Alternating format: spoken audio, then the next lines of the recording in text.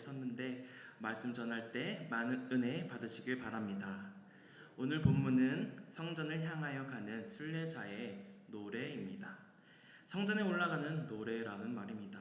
그리고 이 노래는 120편부터 134편 순례의 출발점에서부터 종점까지의 여정을 노래하고 있습니다.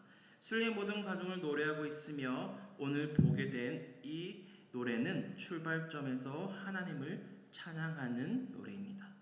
이 순례자가 무엇을 보았기에 이런 고백이 나온 것일까요? 무엇 때문에 여호와를 향한 찬양과 이런 신뢰를 표현하고 있는 것일까요? 말씀을 조금 더 자세히 보면서 우리가 알기를 원합니다. 시인은 자신의 도움이 어디에서 올지 물어보고 있습니다. 누구에게도 물어보고 있는 것일까요? 1절에서 2절입니다. 내가 산을 향하여 눈을 들리라. 나의 도움이 어디서 올까? 나의 도움은 천지를 지으신 여호와께서로다. 이 시인은 도움이 필요한 것 같습니다. 아무리 시인이 눈을 들어보아도 자신에게 도움을 줄 사람을 못 찾고 있습니다. 이 시인의 상황은 120편 1절에서 보면 내가 환난 중에라고 하며 여호와께 부르짖습니다. 시인은 힘들고 고난 속에 도움을 구하고 있는 것입니다. 자신이 경험한 모든 과거의 아픔과 환난 가운데 꼭 필요한 도움을 찾고 있습니다. 순례의 여정 속에서 진정으로 자신을 도울 자가 누구인지 지금 물어보고 있는 것입니다. 그리고 그 답을 내립니다. 나의 도움은 천지를 지으신 여호와께로소로다. 하느님만이 유일한 도움이 되심을 찬양하며 부르고 있습니다. 시인의 답은 정해져 있었습니다. 나의 도움은 어디에서 올까? 나의 도움은 하늘과 땅을 만드신 여호와께서로 온다. 모든 것이 변하여도 결코 변하지 않으시는 분, 산과 같이 불변하시는 하나님만이 도움이 되신다는 말입니다. 순례길 앞에 위협 속에서도 여호와께로부터 도움이 온다고 고백하고 있는 것입니다. 왜입니까? 시인이 왜 이렇게 고백하고 있는 것일까요? 3, 4절에 보면 너를 실족하지 아니하게 하시며 너를 지키신 이가 졸지 아니하시리로다. 이스라엘 지키신 이는 졸지도 아니하시고 주무시지도 아니하시리로다.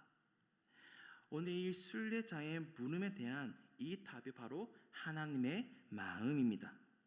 3절을 보면 여호와께서 너를 실족하지 아니하게 하시며 너를 지키신 이가 졸지 아니하시리로다. 이것을 원어로 조금 더 직역을 하자면 그분께서 너의 발을 미끄러짐에 두지 않으신다. 너를 지키시는 분께서 졸지 않으신다입니다. 그러므로 여호와가 함께 하심으로 도움이 되신다는 겁니다. 이것이 시인의 고백이지만 하나님께서 시인에게 무엇인가 보여주었기 때문에 시인의 이런 고백이 나온 것이 아니겠습니까? 시인의 삶 속에 모든 것을 다 해보았지만 유일하게 도움이 되신 분은 여호와 하나님이라는 것입니다. 누구에게나 도움이 필요할 때가 있는 것 같습니다. 저 또한 여호와의 도움이 절실히 필요할 때가 많았습니다. 산과 같이 넘을 수 없을 것 같은 문제들이 많았습니다.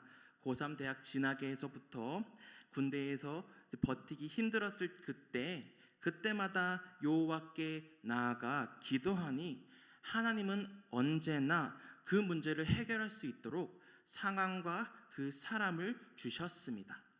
다른 것보다 여호와가 유일하게 도움이 되었습니다. 사람을 의지할 수 없을 때, 어떠한 것도 붙잡을 수 있는 것이 없을 때 여호와가 저의 도움이 되었습니다.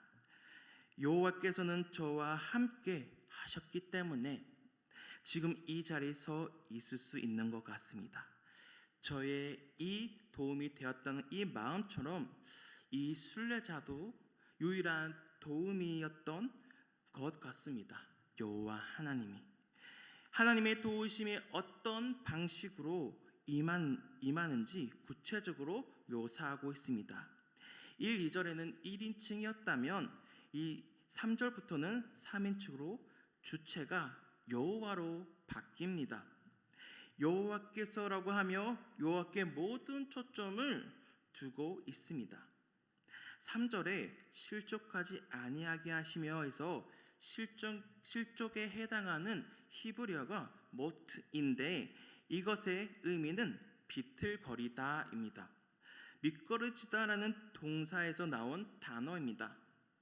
이 고대 군동의 팔레스타인에서는 크고 작은 산이 많았는데요. 그곳을 오르락내리락 할 때 자칫 발을 헛디디면 목숨을 잃을 경우도 있었다고 합니다. 여기서 실족하다는 것은 죽음으로 떨어지는 것을 말하는데 하나님께서는 자기 백성이 실족하는 것을 원하지 않으시고 두고 보지 않으신다고 하십니다. 그 순간에 졸지 않으시고 언제나 지키시는 분입니다. 또한 이스라엘을 지키시는 하나님은 주무시지 않으신답니다. 그래서 여호와께서 내 오른쪽에 내 그늘이 되어 주신답니다. 여호와 하나님이 언제나 일하고 계시다는 것입니다. 눈동자처럼 지켜보시고 보호하시겠다는 것입니다. 특히 하나님이 그늘이 되어 주신다고 언제나 지켜주신다고 하십니다. 언제나 보호하시겠다는 것입니다. 하나님이 순례자의 우편이 되어 그의 도움이 되어서 보호하신다는 것입니다. 하나님이 보호하신다는 것은 가장 안전한 길입니다.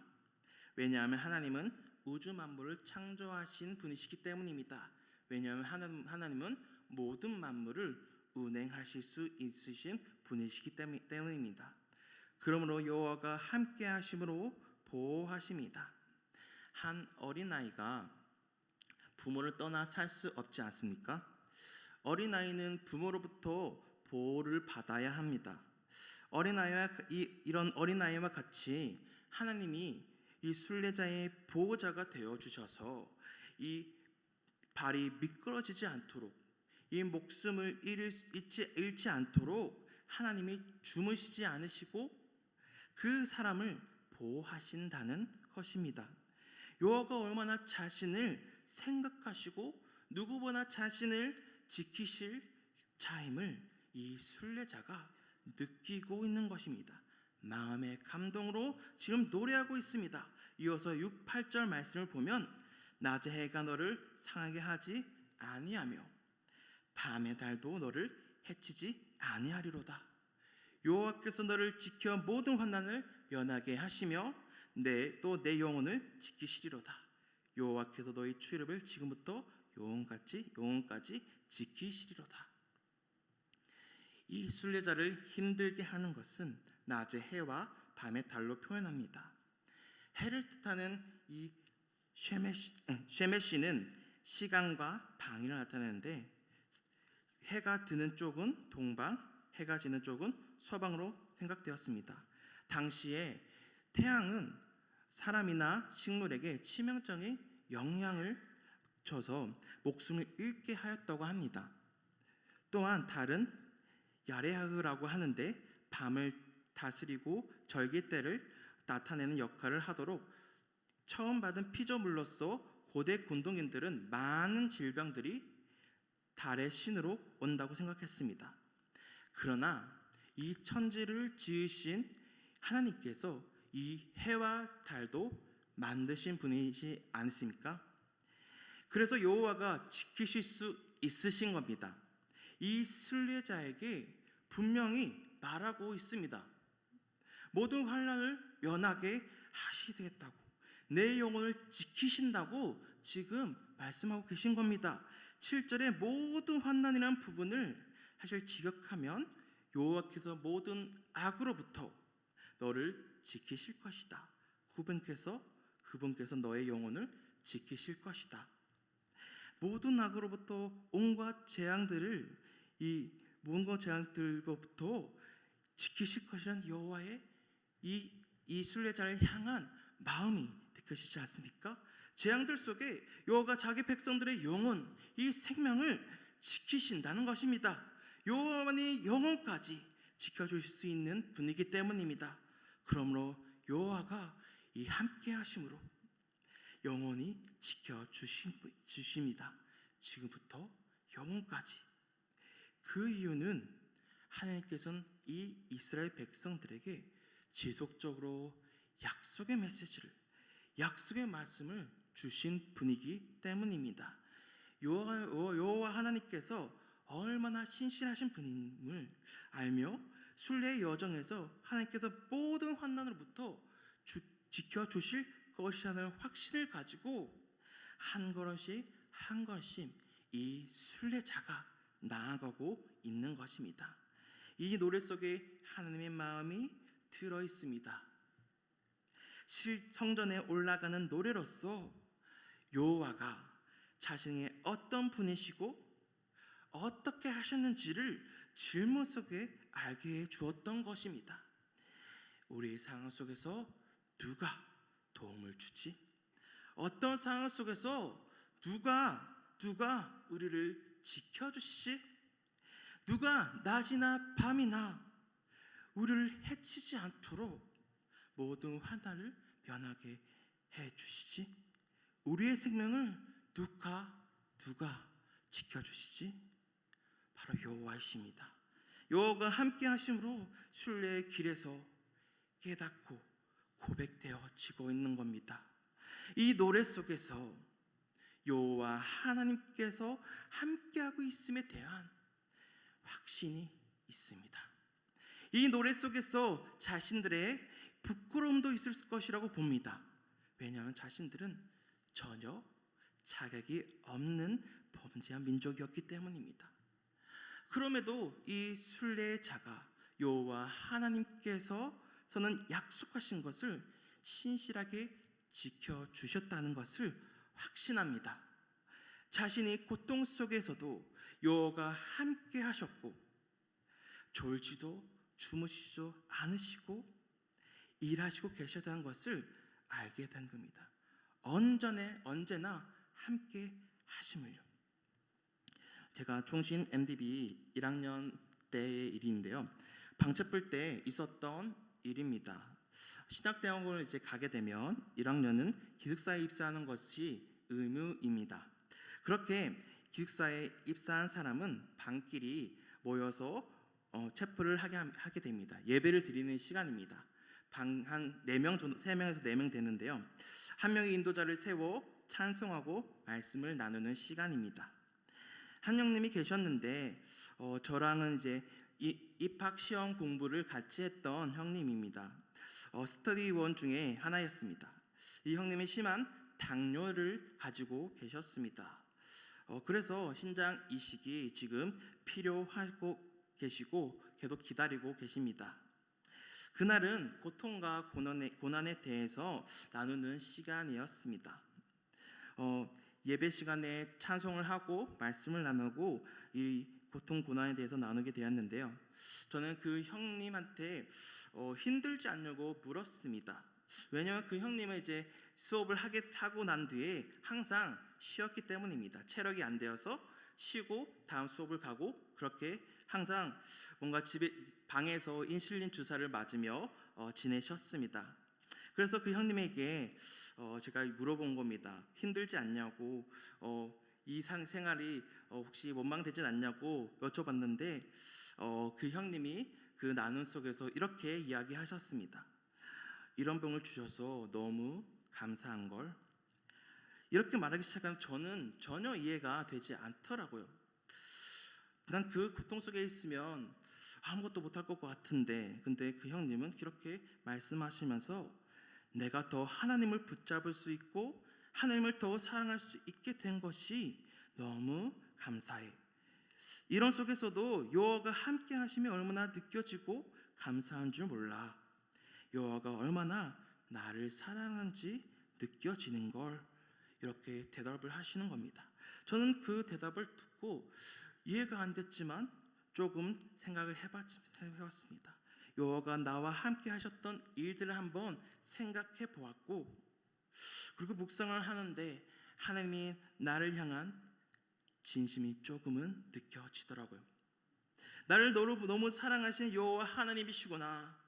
나의 이 순례의 길에서 그동안 쭉 함께 하셨구나 믿어지기 시작했습니다. 여호와가 지금까지 나의 모든 여정 가운데 함께 하셨기에 지금 이 자리에 있을 수 있구나, 그때 그 순간 있을 수 있구나 깨달음이 느껴지는 시간이었습니다. 제가 느꼈던 이 감정이 혹 이 순례자가 걸어가야 할 그 길이 아닌가 좀 생각해 봤습니다. 저도 지금 순례의 길을 가고 있는 사람이기 때문입니다. 하나님의 나라에 가는 순례자, 그렇습니다. 우리는 모두 제 순례의 길을 가는 모두 순례자입니다. 천국을 향해 가는 여정 속에 있는 사람들입니다. 그 여정 속에 고난과 환난이 있습니다. 너무 많습니다. 슬픔이 있고 괴로움이 있고 아픔도 있습니다. 혹은 나를 괴롭게 하는, 상하게 하는 사람도 있을 줄도 모릅니다. 그러나 그 모든 가운데 여호와 하나님이 우리와 함께하고 있으시다면 우리를 영원히 지키셔서 도와주시고 보호하시고 지켜주신다는 것입니다. 그러니 어떠한 상황 속에서도 함께하고 계시는 여호와를 바라보시기를 바랍니다. 나의 삶 속에 함께하고 나를 이끌어 오셨던 이 여호와 하나님을 기억하는 지금 이 순간이 되기를 소망합니다. 그 순례자가 여호와 하나님께 고백하고 노래했던 것처럼 여호와 하나님 모든 여정 속에서 우리와 함께 하십니다. 지금까지 끌고 오신 여호와이십니다. 그러므로 앞으로의 순례길 여정 속에 여호와가 유일한 도움임을, 유일한 보호자임을 고백되어지길 원합니다.